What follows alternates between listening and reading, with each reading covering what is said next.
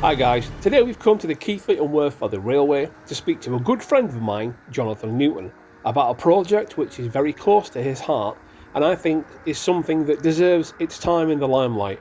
It's about the Tay Bridge disaster, which happened quite some time ago. So I've come to the Keighley and Worthfather Railway today to speak to Jonathan Newton about a little project he's been cooking up about the Tay Bridge disaster. Jonathan, what inspired such a macabre move? Yeah, absolutely. Well, long story short, when I was 17, I went through film school, and at the end of the year, we all had to make our final end of year projects, and I was thinking, what could I do? And I'd always been fascinated with the story of the fall of the Tay Bridge. And I thought to myself, well, I work on a heritage railway, I've got models, let's just be different and adventurous. So I made a film about the Tay Bridge disaster for that school, and did very, very well. Got a standing ovation when we screened it, and I always sort of vowed that, well, one of these days I wouldn't mind doing it again properly whenever I had the experience and more things at my disposal. And of course, now that I live in the UK, I'm immersed in several railways. There's a lot of preserved things over here. My filmmaking skills have improved a lot over the past 30 odd years, or thereabouts, and this is just now the time to do it. Well, you know, you said 30 years ago, the average at-home enthusiast, film or whatever recording artist has got tools at their disposal which even the top studios didn't have 20, 30 years ago. Oh, these days it's incredible, yeah. I mean, the advent of digital video, I mean, there are now people shooting feature films on iPhones, for example. But the camera technology has improved so much, visual effects have improved so much, and the thing is, now that people are used to streaming services, you can even watch movies on YouTube these days. So the way that movies are made is completely different. The whole process, it's not what it used to be 20, 30, 40 years ago. Having said that, to do something proper of the scale of the Tay Bridge for a full feature film would cost millions because of everything involved. But to do a short form version of it and then do a trailer for a potential feature film, that's quite easy, it's very achievable, and it's quite affordable as well, and that's exactly what I'm doing. You could then take that to studios, streaming platforms, whatever. Well, and that's basically the concept. So the idea is that I'm making two films. The first one is basically a 10-minute short film, which would be a sort of a snippet of the actual story itself. Sure. Which all takes place in the signal box at the foot of the Tay Bridge. The one that's still there today? Well, the rebuild version. The rebuild still version, there yes, today. yes. Yeah, absolutely. So it's a scene that happens in there with the signalman and his friend, and then the actual disaster itself. And that's taken from a book called The High Girders. You read those 4 or 5 pages and you go, wow, it's amazing. It just tells that horrible build up to the disaster and how they realised the bridge had fallen. So that's going to be the first 10-minute film. Sure. And from an enthusiast point of view, I think a lot of railway enthusiasts or modelers will appreciate that because it's got, you know, signal bell codes, it's got signal box working, it's got token exchange and so forth. Plus then you've got the elements of the disaster as well. The second film is basically the concept of a feature film trailer, which would be like a 2 or 3 minute film, showcasing not just the historical information, but also the fictitious part of the story, the emotional story, the love story, that type of stuff, because essentially the Tay Bridge was the Titanic of its time. Yes, Titanic on rails, if you will. Titanic on rails, absolutely. I should call it Titanic on rails. That's a working title, isn't it? Much better title than the Silvery Tay, absolutely. But the thing is, humans tend to connect with emotional stories, and for whatever reason, humans love it when things go wrong. We love drama, we love mystery. There is a negative bias in the old brain, isn't there? There really is. There is, but you know, we tend to love those stories. I mean, how many action movies do we love watching, or recreation of war and so forth? I don't think it's because we want to see disaster. No. I think it's that the human story of the pull through to success and victory afterwards, when you've gone through something really bad. And the Tay Bridge, when it fell, it was the biggest engineering disaster of its time. Oh yeah, massive. You know, they didn't just lose the bridge, the train, and about 80 people's lives. Yeah.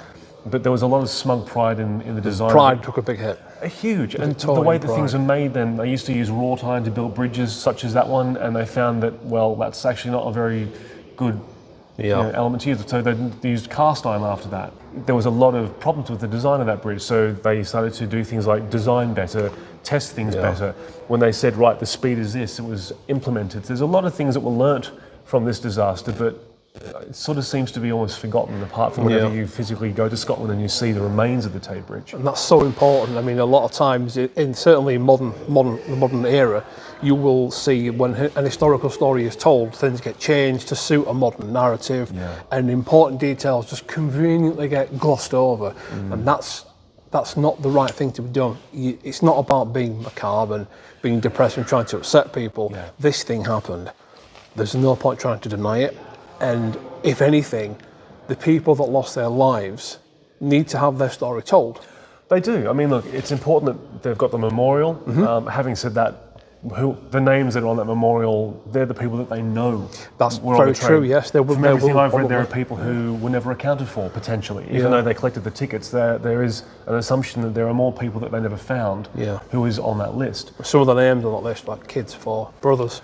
Yeah. 4, 6, it's harrowing. Horrible, people who are going to get married. And the worst thing is, it happened a few days after Christmas as well. The worst time of year for any disaster to happen. Let's be honest. So, but it is a story that deserves to be told. It's a story, I think, from a railway preservation point of view. I think a lot of enthusiasts either know about it or are slightly interested in it, or if you haven't heard about it, you'd be like, what is all this about? But as you just said, like telling the story of history, there are so many historical stories that have been told, and I've always just felt that this one has to be told. Yeah, it absolutely deserves its time on the shelf, if you will. It's finished, and now it needs its time in the limelight. Basically, yeah. So what I've done for these films is I've set up a GoFundMe page, which is great. We've raised over £500 so far, which is amazing. Excellent. And of course, that's going to go to the production of these films. The money's going to go to things such as making models, for example. We're actually going to build a Gauge 3 model of the actual train. So it's going to be like a disaster version of Thomas the Tank Engine then. It's fantastic. Something like that, yeah. But we're going to be incorporating models with CGI. So, for example, we'll build the train, but to see it going over the bridge, what we'll do is we'll film it going over some wood. Sure. And we can add the bridge in later on. Yes. But then there's other elements where, for example, we'll film like the person playing the signalman walking up and doing the token exchange, but then to get the scale of the train correct, we can use a CGI train to put it where we need to and make sure that it's as large and all that type of stuff. So we'll be using a combination of CGI and models. What about all the interior shots, and where are they going to be filmed? Well, see, here at the Keithworth Valley Railway, over at Ingro, there's VCT, Vintage Carriage Trust. And they've got a lot of wonderful carriages that they're obviously not the North British Railways carriages, but there's interiors which are very similar. So we'll be shooting a lot of things at VCT. We'll be shooting a lot of the signal box scenes and other bits and pieces here at the Keithworth Valley Railway. And there'll be other railways around the country we can go to as well, such as the East Langside, Bury Bolton Street. That's got a wonderful look, similar to Taybridge Station with like, the nice stone wall at the back. So we'll be using locations such as that as well. Excellent. So the good thing with a lot of preserved railways and the stock at them, we can utilise a lot of things to make this real and then build models for the things we have to. So you're taking ingredients from all over and you're making a story out of it. I mean, that, to be fair, that is how, quote unquote, real films are made anyway. Well, it is. Well, here's the thing. When I made my feature film Party Bus, which you can watch on Amazon Prime, by the way, it's a great movie. It is very good. Stick around for the bloopers afterwards. This guy, well, when I did that, we set the entire thing in America, but we shot it in Melbourne when I was living at the time. Yes, that's right. And the way we actually made it look like America is with the bus, we got a license plate, we printed the license plate backwards, stuck it to the bus, edited the whole film, and then put a reversal filter over the whole film so that the bus was driving on the American side of the road. Wow. But it's an old... I didn't know that. Yeah, but it's an old school traditional way of filmmaking without chucking money at it, and it just literally is just flipping the footage. And you can do a lot of things creatively rather than throwing money at it. And this project here is no different. So you use traditional methods where you have to and where you can. Yeah. You use the real thing where you can. Yeah. For the things that you can't, where it's too expensive or it's just impossible, that's where CGI comes in. And I think it's important. It's not about making a film with just real props or just CGI. They need to complement each other. Absolutely. And as someone that's a modeler, as well as a railway enthusiast, knowing that there's a real model being built will add a level of excitement for me, and especially, which I assume you're going to have a how this is made. Absolutely. So every single person who is actually donating to our GoFundMe page gets access to all the behind-the-scenes material. So there'll be videos about how we build the model. There'll be videos about what we're doing behind the scenes as we're filming. Yeah. There could be behind the scenes of almost anything. So if you're interested in the modeling process or the 3D CAD process or the filmmaking process, if you are donating £20 or more to this project, you will get to see everything. That's and excellent. Of course the finished results before anyone else gets to as well. Well, you know, being first is always bragging rights. It's always a good thing to have. I mean, I think it's an important piece that you've aimed to do, Jonathan, and I really look forward to seeing it. So the only thing I can say is, can I have a part in it? Maybe a handsome ticket conductor, perhaps with a bearded gentleman, perhaps with a waistcoat, top hat maybe. You see, bribery works, doesn't it? And I can do it next week, go to Shark Centre as well. Oh, my dear. See, look at that acting.